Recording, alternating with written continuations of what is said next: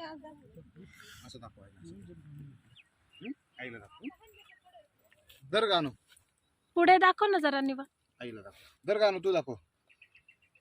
करवंदाचे तर मी खाल्ले होते तर गोळ्याचे.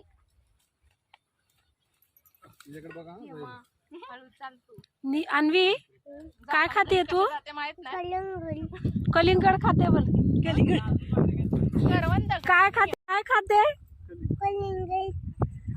दाखव दाखव दाखव काय खाते? काय येते? काय करवंद.